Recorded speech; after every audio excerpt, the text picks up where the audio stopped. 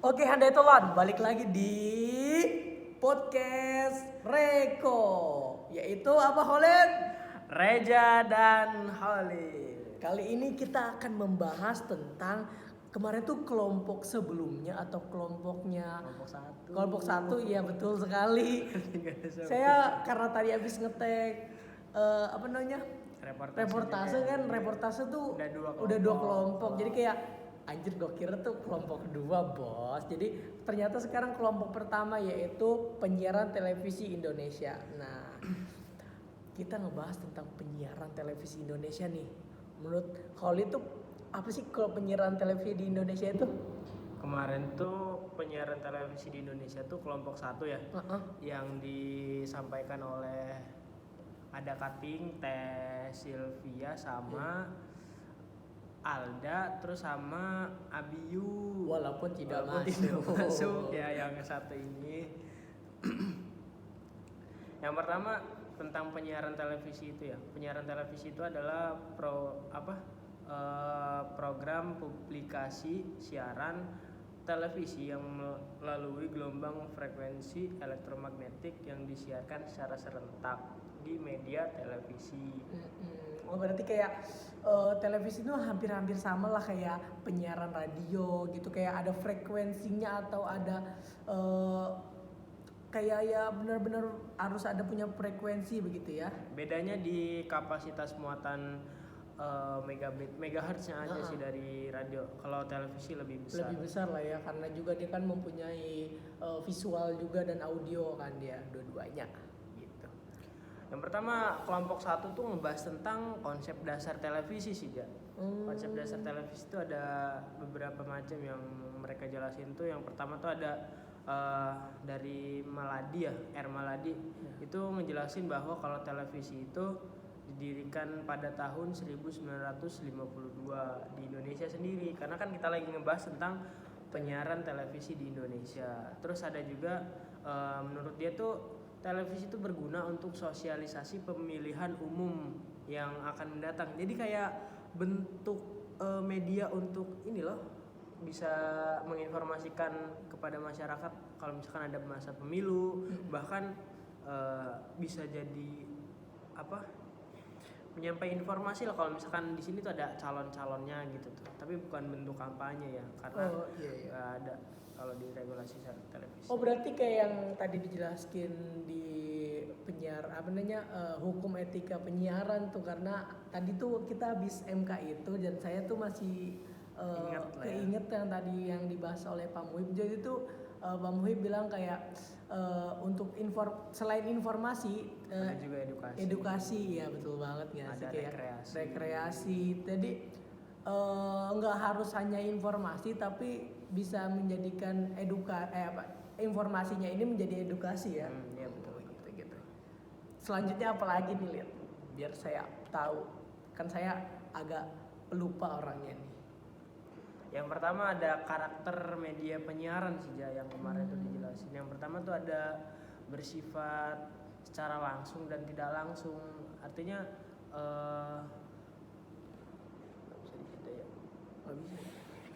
artinya kalau misalkan televisi itu media yang menyampaikan informasi bisa secara langsung ataupun tidak langsung gitu tuh.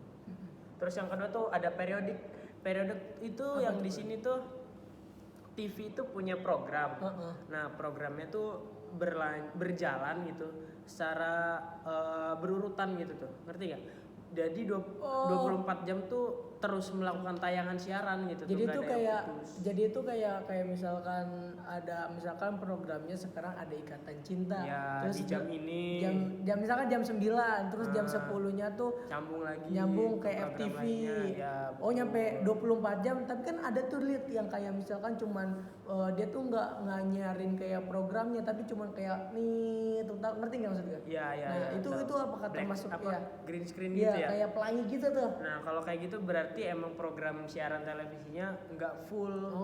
Berarti ada yang kosong jamnya gitu. Biasanya yang kosong itu di atas jam 12 malam sih, jam 1 sampai jam 3. Biasanya ada green screen atau cuma suara musik doang. Tapi itu apakah disebutkan yang namanya frekuensinya tuh masih apa namanya masih nyala, tetap frekuensinya masih nyala, masih dia tuh walaupun masih tidak ada program ya? walaupun nggak ada program, makanya diisinya dengan green screen doang, kosong layarnya, ataupun kayak suara musik lah, ada musik doang yang tayang gitu di situ. Oke, paham. Terus yang ketiga ada bersifat karakternya tuh elektronik, artinya di sini tuh menggunakan alat-alat elektronik, bukan alat-alat yang manual lah, yang berbasiskan kayak ada tenaga listriknya lah gitu tuh.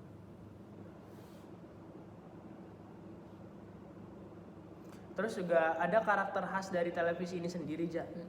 Karakter khas televisi ini yang pertama nih ya, yang udah pasti tuh TV tuh menayangkan audio visual. Iya, benar dua jenis gitu tuh. Jadi kita bisa bisa melihat gambar dan juga bisa mendengarkan suara. Nggak kayak radio. Kalau radio mah kan cuma audio doang, record. Itu yang biasa kita bahas lah ya, maksudnya kalau misalkan keunggulan TV ini, apalagi yang kita tuh orangnya makhluk visual, apalagi laki-laki ya. Ya kata Pak Adi juga gitu. Iya, betul sekali. Jadi tuh kayak kalau misalkan dengerin audio aja, kadang-kadang kan kalau misalkan audio tuh cuma di kalau radio tuh biasanya di lagi mobil tuh.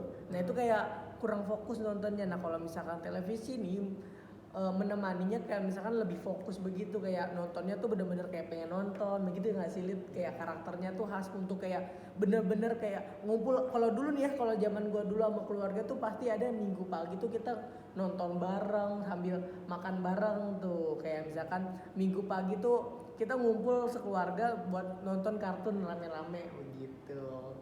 Selain itu juga kalau misalkan kita udah melihat gambar tuh kita bisa bikin orang tuh berpikir gak sih dalam gambar. Artinya kalau misalkan kita disuguhin tayangan gitu ataupun program ya, pasti kita mikir, oh tayangan ini tuh ngajarin kita tuh kayak gini, ada edukasi juga. Kalau kita tuh nggak boleh kayak gini loh, kita tuh harusnya kayak gini. Nah itu juga bisa jadi. Terus juga ada karakternya juga, pengoperasian atau cara kerja di sistem televisi itu kompleks sih. Kayak dari studio, terus nanti ditembak ke satelit, dari satelit ke penerima siaran, dari pemancar ke penerima siaran, habis penerima ke siaran baru masuk ke TV.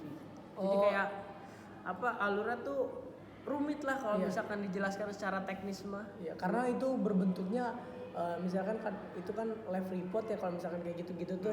Jadi itu harus benar-benar harus memadai sinyalnya mungkin Bener. Dan harus itu juga mahal sekali di situnya, dan untuk penyiaran tuh kayaknya makanya untuk ada iklan tuh karena itu membengkak mungkin ya, buat ya semuanya tuh alat-alatnya. Terus apa lagi, Lip? Kemarin tuh yang ngejelasin juga tentang regulasi penyiaran televisi di Indonesia. Arti regulasi tuh aturan yang mengatur tentang pertelevisian di Indonesia tuh ada yang pertama ada UUD nomor 40 tahun 1999 tentang pers. Ada juga UU nomor 32 tahun 2002 tentang penyiaran, lembaga penyiaran.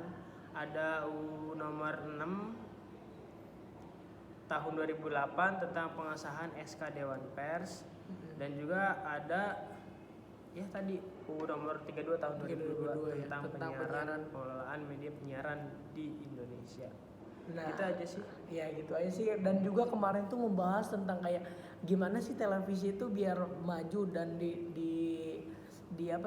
ditonton oleh anak-anak muda sekarang di era sekarang TikTok banget ya. Dan itu yang jadi isu sekarang tuh kayak penyiaran ini kalah saing oleh digital sama media sosial media ya. Dan itu juga kita dengan diskusi-diskusi yang kemarin tuh, maksudnya kita udah panjang lebar diskusi tapi tidak menemukan titik terang. Maksudnya kita ada pikiran untuk kayak misalkan contoh-contohnya untuk kayak programnya ini begini, tapi kan kita hanya bisa berpendapat tapi tidak bisa menyalurkan ke sananya. Ya mungkin siapa tahu nanti kita akan bisa ada di bangku sana. Mungkin ya. Kalau menurut gue sih kayak ini aja sih, perkembangan teknologi aja sih. Kalau sekarang tuh Indonesia tuh kayak belum siap gitu loh. Sama kayak perkembangan teknologi dulu yang awalnya jaringan lah. Jaringan kan awalnya tuh 8G ya. 8G abis itu ke 3G. Dari 3G ke H+. H+ tuh 3,5 G. Abis itu ke 4G, abis itu ke 5G. nggak dari 4G ke 5G ini kan kayak lama ya. Iya. Dan itu tuh butuh waktu lah Indonesia tuh buat bisa menyesuaikan dengan teknologi yang ada, perkembangan teknologi yang ada. Itu aja sih. Jadi perlu waktu lah buat negara Indonesia ini mampu menerima berbagai macam perkembangan teknologi yang ada. Dan juga mungkin edukasinya juga terlalu tipis ya untuk mendapatkan edukasi teknologinya. Maksudnya orang cuma hanya memakai tapi tidak memahami apa yang dia tontonkan. Itulah Gen Z, orang-orang yang generasi dengan kepraktisan mereka. Iya. Apalagi di era sekarang yang apa-apa tuh tinggal searching atau nggak usah nge-searching deh. Kadang-kadang tuh di TikTok tuh kita ngeliat komen tuh udah ada kayak buat nge-searchnya apa yang kita pikirkan ya. Anjir Kita lagi ngomongin diri sendiri gak sih? Iya. Ya udah mungkin sekian dulu podcastnya. Saya Reza. Saya Khalid, kembali lagi di pertemuan selanjutnya.